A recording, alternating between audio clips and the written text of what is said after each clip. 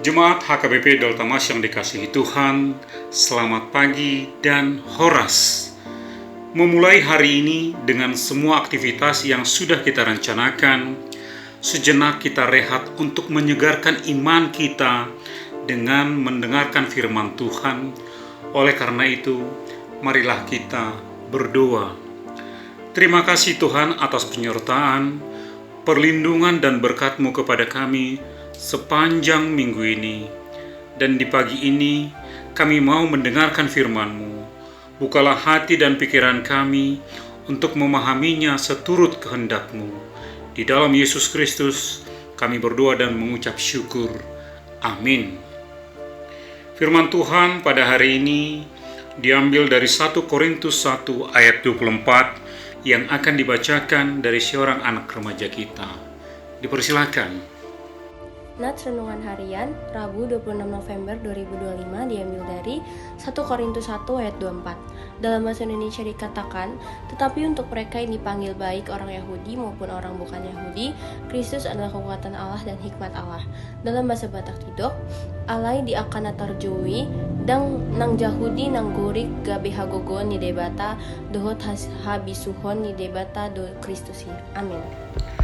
Bapak, Ibu, dan Saudara terkasih di dalam Kristus Yesus, tema renungan kita pagi ini adalah Kristus adalah kekuatan dan hikmat Allah.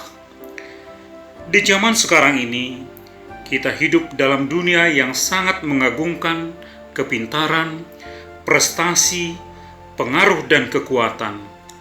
Orang dianggap berhasil jika memiliki pengaruh besar, deretan gelar yang panjang dan segudang prestasi dan pencapaian, serta memiliki kekayaan yang banyak. Namun firman Tuhan hari ini mengajak kita untuk melihat sesuatu yang berbeda, bahwa pusat hidup kekristenan kita bukanlah diukur dari kemampuan manusia, tetapi Kristus yang adalah kekuatan dan hikmat Allah. Nats renungan hari ini sekaligus menantang pola pikir manusia yang sering bergantung pada kehebatan diri dengan ukuran standar duniawi.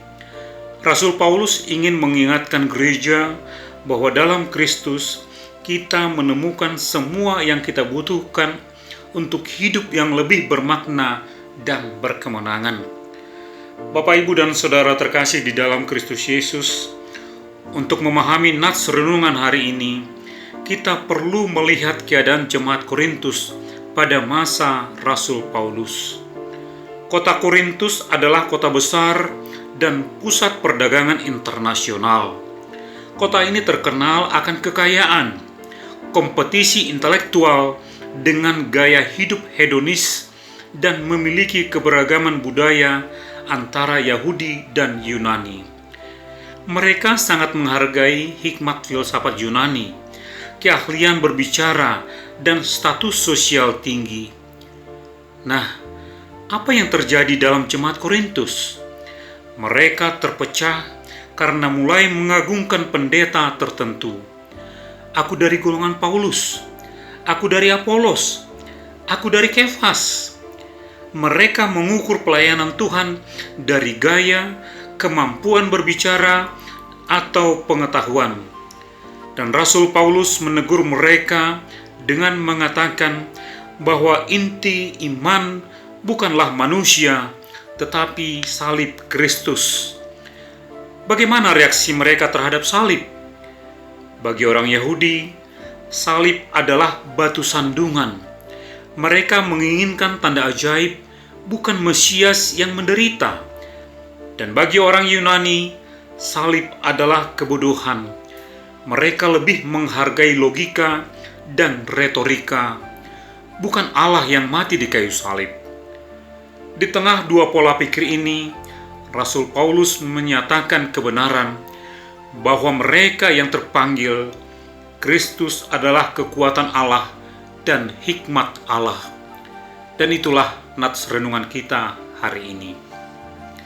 Bapak, Ibu, dan Saudara terkasih di dalam Kristus Yesus, mari telisik lebih jauh nats renungan hari ini.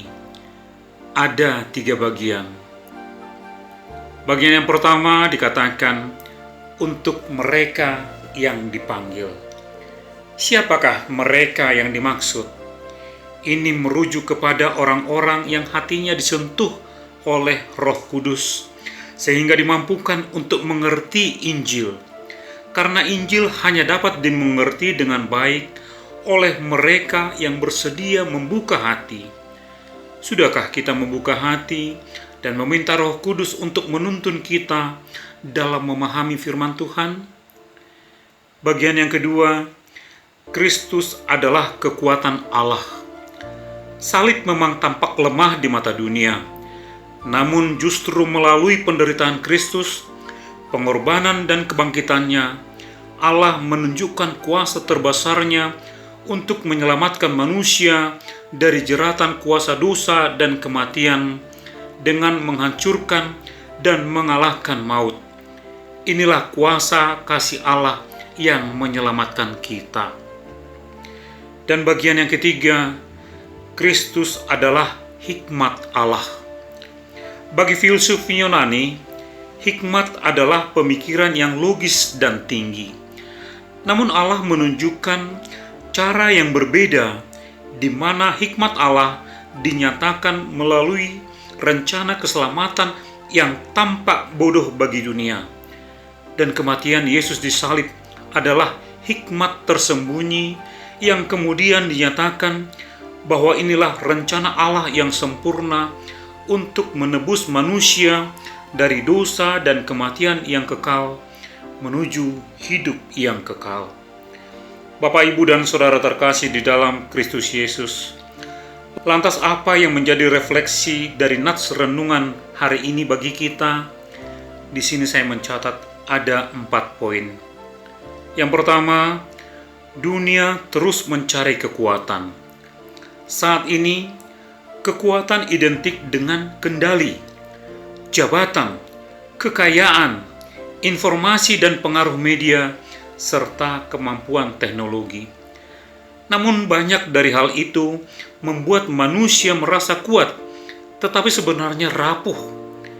Di sini Kristus mengajarkan kita bahwa kekuatan sejati adalah kemampuan untuk mengampuni dan mengasihi sesama, bertahan dalam pencobaan, dan melayani dengan rendah hati. Poin yang kedua, dunia mengagungkan hikmat manusia. Kita hidup di zaman informasi, di mana orang pintar, orang yang bijaksana, orang yang cepat dan ahli banyak dipuja-puji orang. Namun seringkali hikmat manusia tidak mampu untuk menyembuhkan luka batin, memulihkan hubungan yang rusak, dan memberikan damai sejahtera yang sejati. Hanya hikmat Allah dalam Kristus yang dapat menunjukkan arah hidup yang benar dan memulihkan semua yang terluka dan hubungan yang rusak. Poin yang ketiga, Kristus sebagai pusat hidup.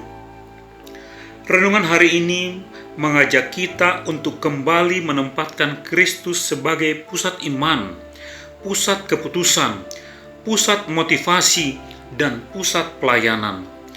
Jika kita menjadikan Kristus sebagai sumber hikmat dan kekuatan, maka kita tidak mudah goyah, kita tidak sombong, kita tidak putus asa, dan kita dapat melayani dengan tulus.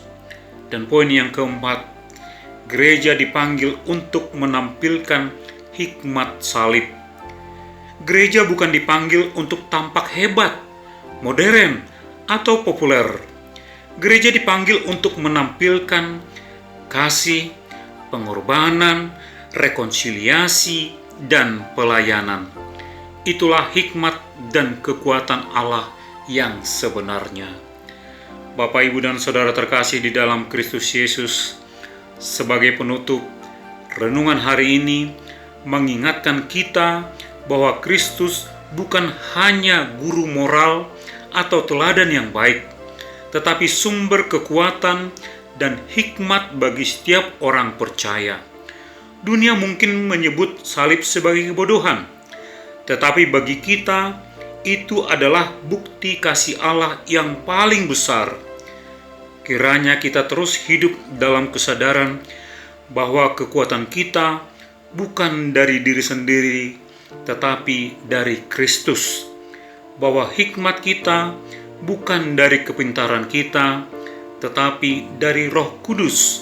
Dan hidup kita hanya bermakna ketika dipusatkan pada salib. Mersangap Made Batata. Amin. Mari kita bersatu di dalam doa.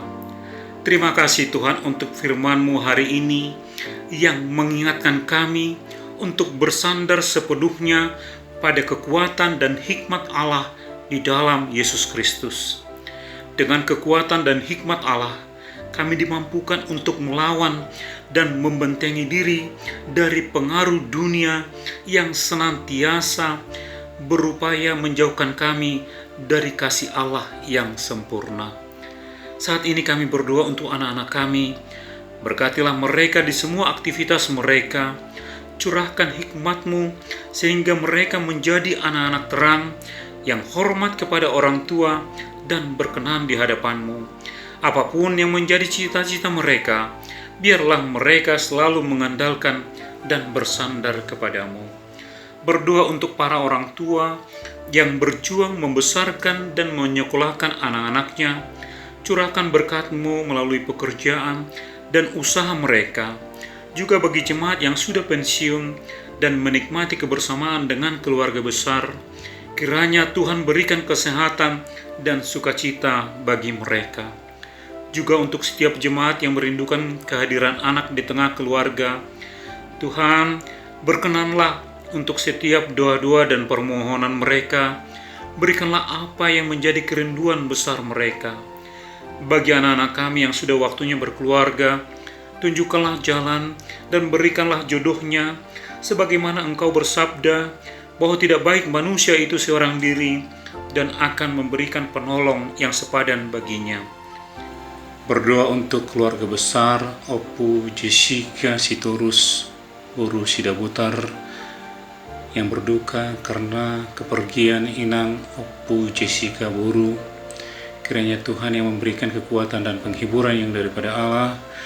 Biarlah keluarga Engkau sertai dan berkati ketika mereka hari ini Tuhan membawa Opu Jessica Buru ke Bonaposugit, dan biarlah semua rangkaian acara sampai dengan penguburan dapat berjalan dengan baik. Dan ketika pada waktunya mereka pulang kembali ke perserahan, Tuhan yang menjaga dan melindungi mereka semuanya dan tibakan mereka dengan selamat. Inilah doa dan permohonan kami Bapa, yang kami panjatkan hanya di dalam satu nama, Yesus Kristus Tuhan kami yang hidup. Marilah kita menerima berkat-Nya. Anugerah Tuhan kita Yesus Kristus dan kasih setia dari Allah Bapa serta persekutuan Roh Kudus, itulah yang menyertai kita dari dulu, sekarang, dan sampai selama-lamanya. Amin.